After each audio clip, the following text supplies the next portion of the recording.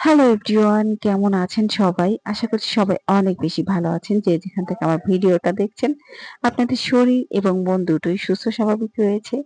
Guys, এখন বাজে হচ্ছে সকাল প্রায় 10:30। বাচ্চাদের জন্য একটু নাস্তা তৈরি করে দিচ্ছি। ওরা এখন কেলস চকোস খাবে। আর আমি দুপুরবেলা রান্না করব। আমাদের পরিবারে ৫ জন লোক, ৪ জনই অসুস্থ ছিল এতদিন। কারো ডেঙ্গু, কারো চিকুনগুনিয়া। তো আমরা কেউই বিছানা ছেড়ে উঠতে পারছিলাম না। আমার বড় মেয়েটা আমার সংসারটা মোটামুটি সামলেছে কয়েকদিন। আমার ছোট ননদও ২-৩ দিন আমাদের রান্না করে খাইয়েছে। আর এখন হচ্ছে তার জ্বর, কাশি।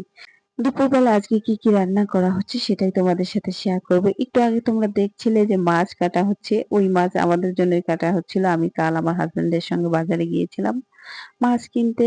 আর এই যে দেখো, কালিজিরা ভর্তা, তারপরে মাছ ভাজি আর হচ্ছে করলা ভাজি করেছি। টক পাতা রান্না করেছি, সাথে টক ডাল রান্না করেছি আর একটা আমার পছন্দের নিরামিষ রান্না করেছি অনেক রকম সবজি দিয়ে, যেটা খেলে একটু ভালো লাগতে পারে।